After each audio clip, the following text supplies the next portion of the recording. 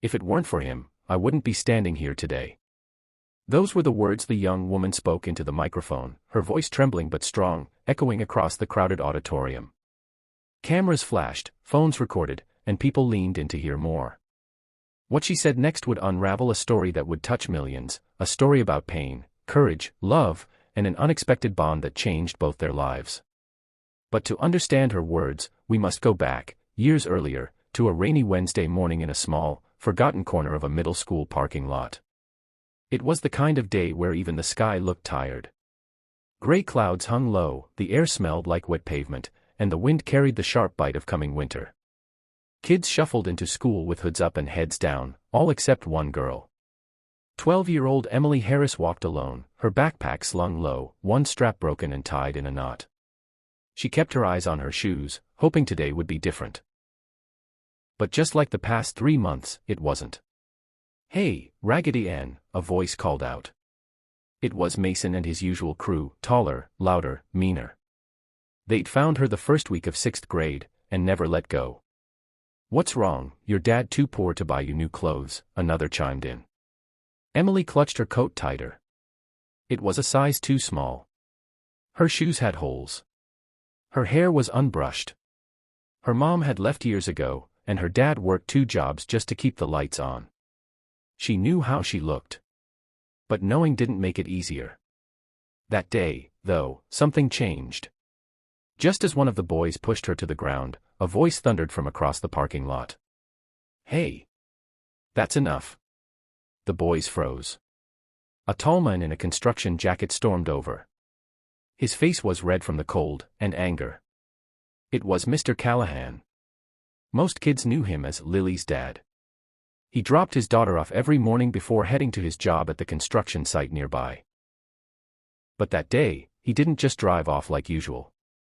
"What kind of cowards pick on a girl smaller than them?" he snapped, standing between Emily and the boys. "Go on. Get out of here."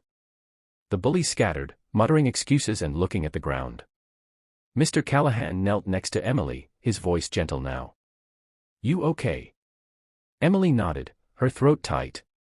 He offered her his thermos cap, filled with hot cocoa. "It's not much, but it's warm." She took it, hands trembling. "Thank you." He smiled, then added, "You don't deserve what they did. Ever. Don't let anyone tell you you're worth less because you're struggling." Emily didn't have the words then, but something cracked open in her heart. That small moment, being seen, being defended, became an anchor in a storm that had nearly drowned her. Mr. Callahan, his name was Dan, didn't stop there. After that day, he'd check on her every morning. Sometimes it was just a wave, sometimes a short talk. One day he handed her a bagged lunch. "Lily says I pack too much. Want the extra?" She knew better, but she accepted anyway.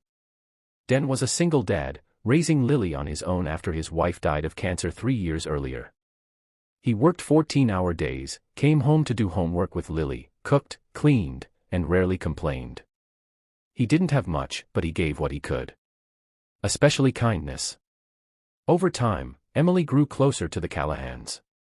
She was invited over after school. Dan helped her with math. Lily shared her clothes. And most of all, they gave Emily something she'd long forgotten, a sense of family. But life wasn't easy for Dan either. One day, he collapsed at work. The diagnosis was devastating: congestive heart failure. Doctors said he needed surgery, but he didn't have insurance. Bills piled up. He was forced to quit work. Emily, now in high school, watched as the men who had once saved her from bullies fought to survive, and this time, there was no one to shield him. But Emily had grown. She started tutoring younger students for money. Took up part-time jobs. She kept her grades up. Applied for scholarships. And behind the scenes, she started a GoFundMe campaign, telling the world the story of the men who saved her. It went viral. Millions watched her tearful video. Donations poured in. One morning, Dan woke up to find the medical bills paid, groceries delivered, and a card that simply read, "You gave me hope. Now it's my turn." Emily. She had become his protector. Years passed. Dan recovered, though slowly. Emily went to college, full ride. She studied social work and later became a youth counselor, helping kids like her. Dan sat front row at her graduation, tears streaming down his face as Emily stood on stage and spoke those unforgettable words. "If it weren't for him, I wouldn't be standing here today." She turned toward him and said, "Mr. Callahan. Dad, you didn't just defend me from bullies. You taught me what love looks like. You showed me how to fight for someone, even when you have nothing left. Everything I've done, I owe to you." The crowd stood in ovation. And Dan, always a quiet man, could only place his hand over his heart. Today, Emily and Dan run a nonprofit together, Second Chances, a home and resource center for struggling kids and single parents.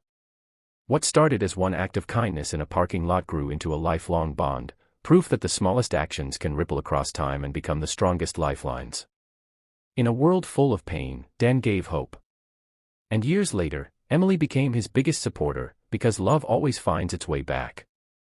Never underestimate the power of one moment, one choice, one act of kindness. You may never know whose life you're changing, or who might one day save yours in return. Let this story remind you, the good you do always matters. Even if no one sees it right away, love never fades, it only grows.